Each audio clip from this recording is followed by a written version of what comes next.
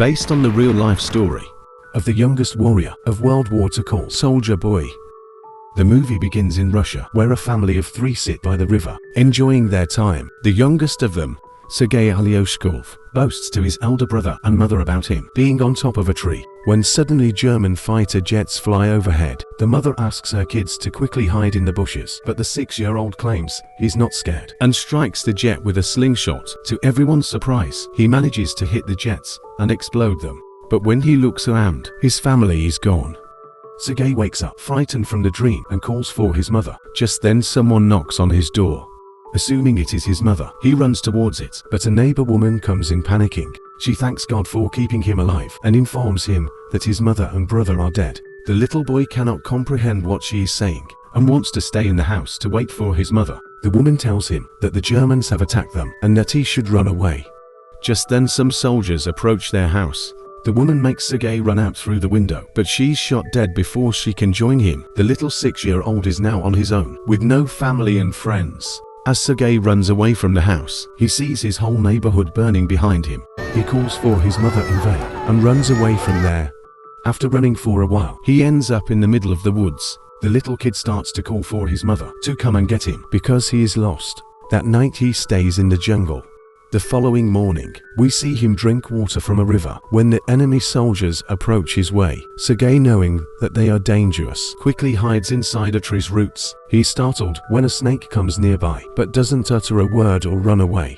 Sergei is more scared of the soldiers than of the snake. The soldiers eat by the river and go away, after which Sergei takes their leftover food and devours it for the night. However, by the end of the day, the little boy is exhausted. He hasn't had a proper meal in 2 days and has been walking with no destination. He falls down as he limps, but doesn't stop walking. While on his way, he sees wild berries and devours them. But just then, an explosion occurs behind him, taking him by surprise. The boy gets dizzy and starts to hallucinate someone coming behind him. However, even in such conditions, he stands brave and tells the person he has a rifle and is not scared. He limps forward but falls unconscious. After a while he is asleep, 2 soldiers approach him. The scene cuts to the Russian army base, where Commander Kuznetsov waits for his patrol soldiers. They come in with the little kid, who is injured and weak. When the soldiers claim they are on his side, the little boy opens up and introduces himself. The soldiers laugh when the kid shakes his hand with the commander, suggesting he introduce himself to the soldiers. Feel affectionate with the little kid and circle him around. They make him drink water and feed him. Even the otherwise cold commander takes care of the kid. A nurse named Kotya addresses Sergei's wounds and is charmed by his personality too. The kid asks her to draw a tank on his wounds because he wants to be a soldier when he grows up. Even the injured soldiers talk to the kid and feel lighter.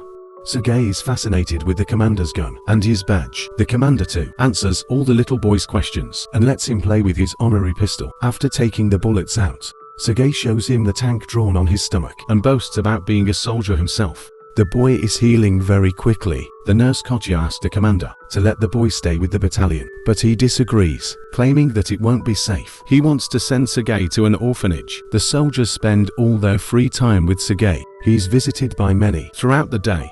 They bring him food sent by their families from afar and even let him play with their binoculars.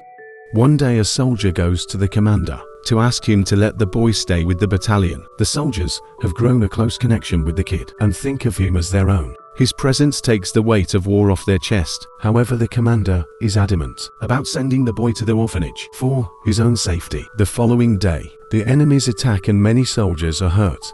A vehicle comes to fetch Sergei to take him to the orphanage. The commander breaks the news to the kid and gives him a wooden honorary pistol as a gift. The boy in turn hugs him, claiming that he is scared for the commander's safety. The commander melts in his embrace and changes his mind. He asks Sergei to stay with the soldiers as his son. That night, the soldiers look for little soldier clothes for the little boy. They are over the moon to have Sergei stay with them. The commander wakes Sergei up and gives him the clothes. He wears them and runs around, looking like a real soldier. The others start calling him their little soldier boy.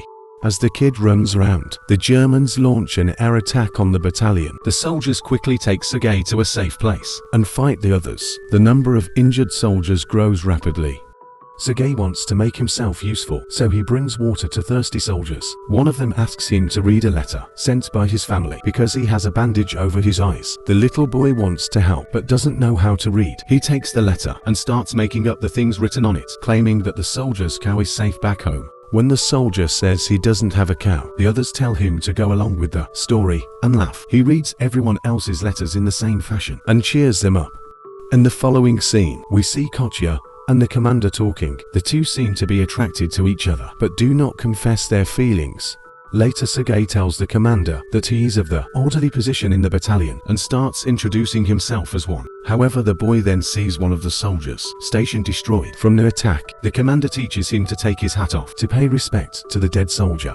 The next day, he insists the commander give him a mission and is given a task to distribute the letters among the soldiers. He completes his task efficiently and even makes the soldiers dance for him. The following day, Sergei goes a little far from the base with his binoculars. As he is playing with it, he sees someone's leg moving from inside a haystack. He rushes back to the battalion and tells the soldiers about his findings. The soldiers are skeptical, but go with the boy anyway.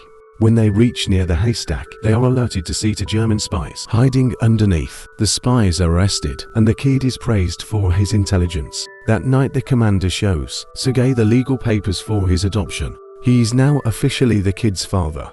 Sergei knows of the commander's feelings for Kotya, so to repay his kindness, he takes him to confess to her, but to see her talking to a different man and wrongfully assume she's interested in someone else.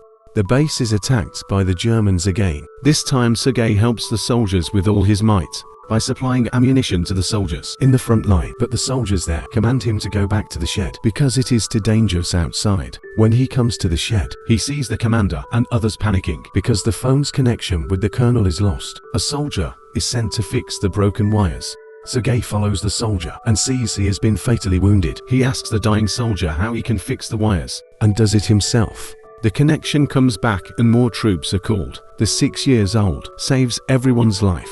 Later we see the commander and Kotya talking by the river. The commander finally confesses his love for her and asks her to be Sergei's mother.